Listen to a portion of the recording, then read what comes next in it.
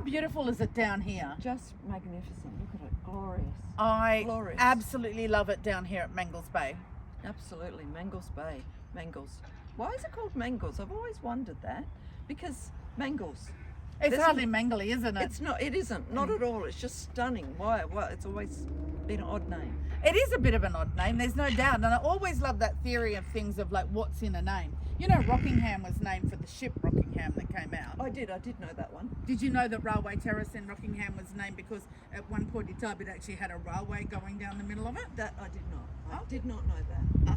So also too, a lot of the ships of the Navy are here, Success, Cuttable, all those sort of Oh, stuff. yes, of and course. so I'm not sure they're the name of the streets, but there is a lot of streets in Rockingham Yes. named after the Navy base and the Absolutely. support with the Navy base. Yes. It's always fascinating to me where the names of things come and Yeah, where me they come too. from and how they come. Well, Mangles Bay, so want to know? Interested? Absolutely, I do. Okay, well, you know Captain James Stirling came out here in 1829.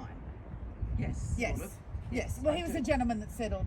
He started he it and all. Thomas Peel came out basically to settle the area down Yes, here. Yes. yes. So, well, when he was 32, he married a young girl called Ellen. And Ellen basically was 16 at the time. And they actually, by all accounts, had quite a loving relationship. They produced 11 children, actually. Gosh. Whew. Well, I think one of them passed away. But when he was 32, she was 16, and then at one point they had a 3-year-old boy, and that was around 1829, and they came out here to Western Australia. So you've got a situation where your husband will buy you flowers, makes the most amazing pizzas. My husband goes in and gets me death lilies because they're my favourite flower. Yeah. Oh, yours too? Yeah, I love them. And always gets me, it's like, death lilies. Death Yes, lilies. thank you, I'll have them. Yeah. Well, Captain Stirling, James Stirling, named this after Mrs. Mangles, which is basically Ellen's maiden name. So Oh, he named it for wow. her family. What a lovely gesture. I know. How touching is that?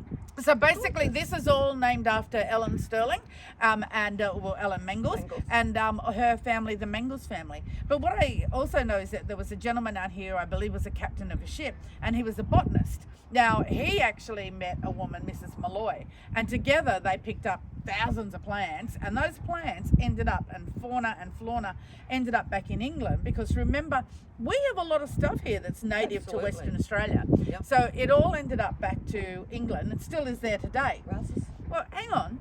Where did all of us as a group used to go on the mini bashes? Augusta. Remember Malloy Island? Oh, yes. Mrs. Malloy. Of course. I wow. know. So where do things get a That's name? amazing. It's fascinating. Yeah, And it really absolutely. does fascinate me that when you actually look at things, 99% of what you look at, you know the name of, but don't know where the name actually No, originated. and I always, sometimes you wonder, like, I've often wondered, like, where did that name come from, or why is it called that? Well, Burt England Lodge was Yeah. named after a very prominent doctor here, Oh, wow. the nursing home. There's Okay. so many really amazing, interesting things that are here in this community Absolutely. that are named for colonial times. Wow. Mangles Bay, Mrs. Mangles, thank you. Your bay is beautiful. Gorgeous. I know. Now let's Stunning. talk about how our husbands can organise some things named for us. I know, name a place after us. No, my husband, he calls something Pooh Island. Come down, Dave, it's fine.